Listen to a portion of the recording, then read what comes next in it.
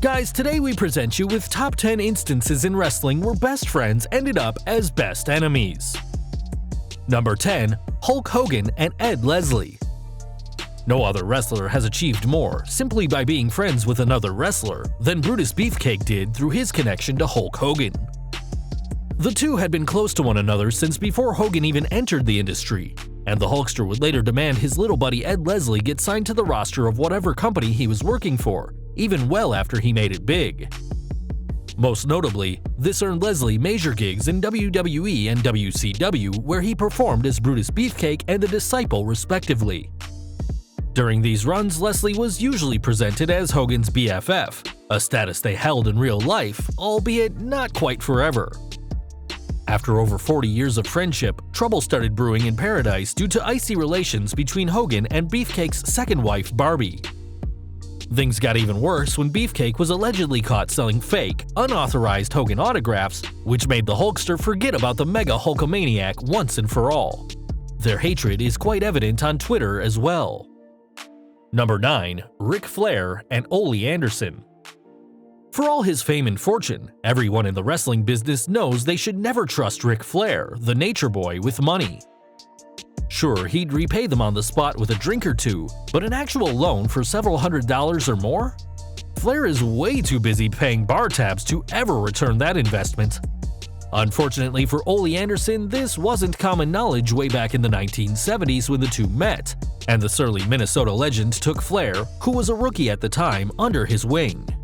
For a few short months, Ollie appreciated Flair's interest in the business and thought he was a decent worker, making them traveling buddies and positive acquaintances, if not quite best friends. However, it didn't take long for Ollie to turn on Flair something fierce, calling him an idiot and a moron for offenses that aren't entirely clear, but we can guess had something to do with Flair getting drunk and asking for money. According to Ollie, he gave Flair an $800 loan that he has yet to get back and is still pretty upset about today. Number 8. Vader and Diamond Dallas Page. Any doctor worth their price tag will tell their patients they won't start getting better until they actually start making a concerted effort to do so. Granted, Diamond Dallas Page is most certainly not a doctor or anything like it, but he's been credited with saving a whole lot of lives lately through his DDP yoga, and that status led to him believing in a similar mantra. This is much to the chagrin of his old friend Vader, who truly believed his life was in need of saving when he went to Page for help losing weight in the summer of 2017. Unfortunately, Vader wasn't exactly welcomed into the program with open arms, as there are a few requirements to DDP yoga that Vader was unable or unwilling to meet. For his part, DDP always seemed to be open to rebuilding their friendship in the future, but the Mastodon was clearly enraged by this rejection, cursing Page out on Twitter and implying their friendship was immediately over. Number 7. Rikishi and Scotty Hottie.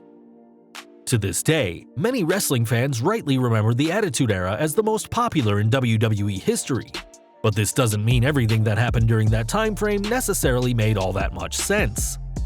For example, the world may never know how taking a goofy lower-tier tag team and mashing them together with an overweight super heavyweight who hadn't been successful for almost 5 years would suddenly make all three of them bona fide superstars. Call it dumb luck if so inclined, but there's no denying that Too Cool were one of the most popular tag teams of the Attitude Era. Surprisingly, it was actually one of the group's own members who quietly made this implication by failing to bring up his former partners when inducted to the WWE Hall of Fame. Quite frankly, without Too Cool, it might be fair to ask what Rikishi even did to earn his induction, so Scotty Hottie is more than justified in having been a little upset by the major snub. Number 6. Raven and Shane McMahon. Looking the way they do today, it's almost impossible to picture Raven and Shane McMahon in the same room, let alone as close friends. However, once it's clarified that the two haven't been hanging out since back in the day when Raven was known as Johnny Polo, the union makes a whole lot more sense. For those who don't remember the future ECW champion's less famous role, Johnny Polo's character was basically just a spoiled rich kid who loved a party. Sound familiar? According to Raven, Shane O'Mac immediately took a liking to his sarcastic brand of humor, plus the fact that he knew about all the cool bars that were open until 4 a.m. Naturally, this made Shane's father Vince hate them both, especially when Shane would call the old man and do his best Raven impression for hours on end. Once Shane got a little older and more professional though, he didn't want to go to bars anymore. Even when they were working together again, Shane had no interest in rekindling the friendship, preferring to ignore Raven outright at every opportunity. Now that Raven's made a practice of suing his family, we imagine their tensions are even harsher. Number 5. Matt Hardy and Paul London. Poor Matt Hardy. Sure, the whole debacle with Edge and Lita was pretty bad, but on the plus side, it briefly led to the biggest push of his WWE career. On the other hand, his romantic rival benefited a whole lot more, using the notoriety to gradually climb up to the WWE Championship. Digressing to the point, a few years later, Hardy went through almost the exact same ordeal, albeit without fan support ever following him onto Raw or SmackDown. The only difference is that instead of his girlfriend Lita cheating on him with his best friend Edge, it was Hardy's new girlfriend, WWE Diva Search winner and Playboy model Ashley Massaro cheating on him with his new best friend Paul London. Well, it was something like that anyway, as it actually seems like Ashley was kind of dating them both at the same time in retrospect, and it isn't really clear who knew about what first. Point is, once everything was in the clear, Hardy and London went from quiet friends to vocal enemies, constantly complaining about one another on MySpace. Although that social networking site is basically dead, their vitriol towards one another can be presumed to continue. Number 4. Michael Cole and Taz. Perhaps in part because of their very unique working arrangements, it seems like whenever two wrestling announcers get paired together for a prolonged period of time, a generally close friendship is bound to follow. It happened to Bobby Heenan in Gorilla Monsoon, the Attitude Era relived the trend with Jim Ross and Jerry Lawler, and the early years of SmackDown saw a similar relationship form between Michael Cole and Taz. Like these other pairings, Cole and Taz shared a unique comedic timing with one another when not calling fast-paced action, which made it easy to picture the two of them keeping the conversation going over beers after the show had ended. Their rapport was so strong, they even considered hosting a radio show together at one point, something Taz now does on his own. It was on his radio show that Taz first mentioned Michael Cole no longer speaks to him, a fact he's since repeated during shoot interviews. Truth be told, we're not sure why Cole is giving Taz the cold shoulder, so to say they hate one another could be a stretch. On the other hand, people rarely ignore their best friends without a reason. Number 3. CM Punk and Hornswoggle.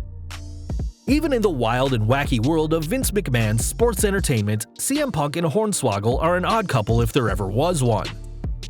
Granted, the same thing could be said about almost anyone Hornswoggle became friends with during his time in wrestling, as there are few stranger characters than his mischievous mute prankster. Of course, the real Hornswoggle that exists behind the scenes is just a regular guy like anyone else, so there wasn't really anything strange about his old friendship with CM Punk, except perhaps the way it ended, which most would agree shows Punk severely overreacting to an innocent gesture. Apparently, Hornswoggle lost his cell phone with all the numbers that came in it, a pain almost anyone can relate to, aside from Punk that is. When Hornswoggle told his buddy he lost a few numbers and wanted help remembering them, Punk immediately felt Hornswoggle was taking advantage of him and decided to cut off their alliance on the spot. So basically, don't ask CM Punk for his phone number if you want to be his friend. Number 2. CM Punk and Colt Cabana. Once upon a time, CM Punk and Colt Cabana were such good friends that the voice of the voiceless gave the Art of Wrestling podcast his first interview after famously walking out on WWE in 2014.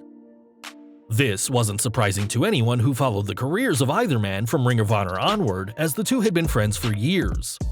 Punk even referenced Cabana on WWE television more than once, both to annoy Vince McMahon and to give his less successful buddy a shout-out.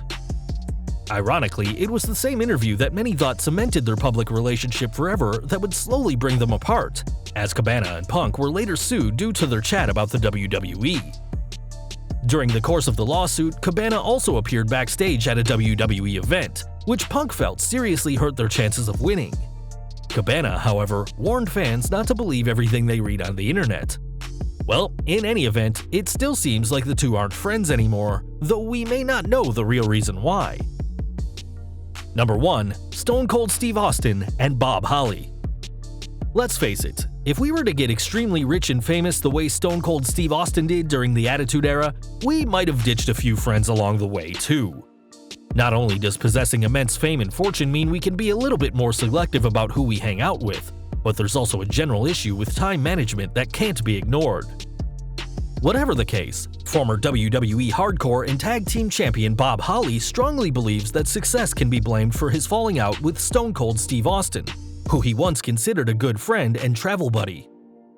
Apparently, Austin, Holly, and Billy Gunn were regular companions during Stone Cold's early days in WWE, only for the Rattlesnake to turn his back on the other two as soon as he started getting popular.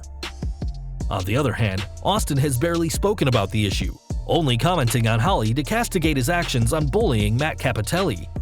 For all anyone knows, Holly was bitter Austin mentioned it at all and made up the whole friendship in retrospect to smear him. Well guys, that's our video. Can you think of any other wrestling best friends who no longer speak to one another? Leave us a comment down below and let us know. Also check out our other high-rated videos by clicking at the upper right-hand corner or down in the description field.